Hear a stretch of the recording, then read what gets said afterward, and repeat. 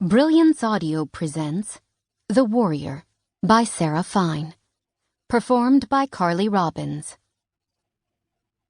Ernie's breath whooshed from her mouth as she sprinted for the barbed wire.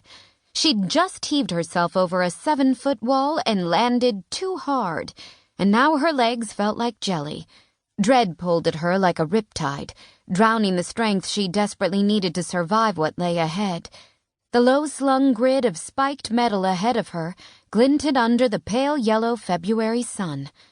Ernie threw herself to the ground and rolled the first few feet, then shoved up to a bear crawl, keeping her head low and her sore legs moving.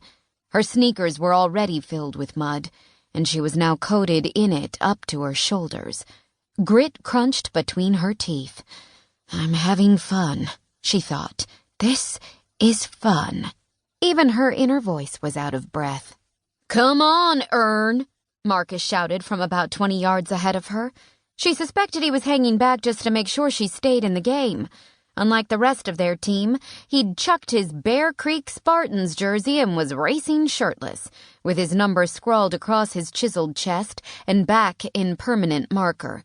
"Get that ass down before it gets snagged!" Ernie dropped her butt and continued her scramble under the wire.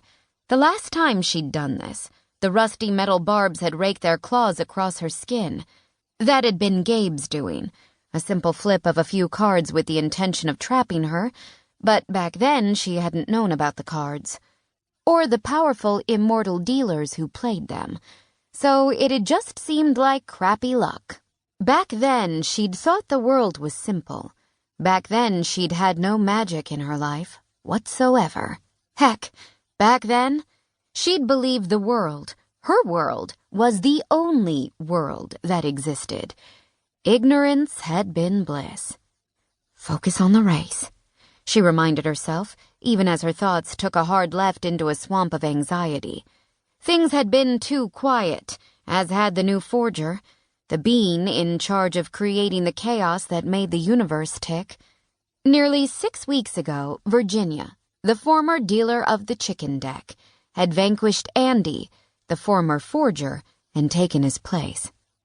Ernie had expected everything to go to hell after that, but all Virginia had done was inexplicably restore Gabe's deck to full capacity, and they'd heard nothing from her since. No attacks, no ambushes, and certainly no assignments. The world had continued to turn, with no obvious intervention from the Immortal Dealers, but Ernie didn't trust the peace for even a moment. She was determined to be ready when Virginia made her move. No matter how relaxed everyone else had become, no matter how much dealers like Min and Alvarez and even Gabe had begun to assure her that no apocalypse was on the horizon, that all her fears about someone as evil as Virginia taking the crown of the forger were unfounded, and that Ernie was the Chicken Little of the story. But still, she was starting to wonder. Maybe the sky wasn't falling after all.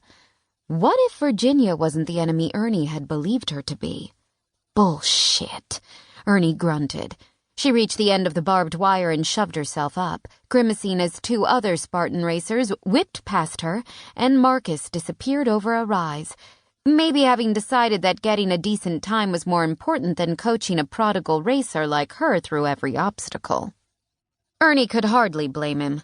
They'd all paid extra to be part of the competitive wave of this race, and even though Spartan competitions were usually individual, her club had a friendly bet with a few other local groups to see which team was the leanest and meanest. But while her other teammates had worked their asses off to prepare, Ernie had been MIA for weeks. On her arm, legs tingled sharply, from her forked tongue all the way to her large rattle, almost as if she wanted to peel herself from Ernie's body and complete a few obstacles herself. "I don't think the next one is for you, babe," Ernie muttered to the living tattoo as she picked up speed, her feet thumping on the muddy grass. "You'd need arms."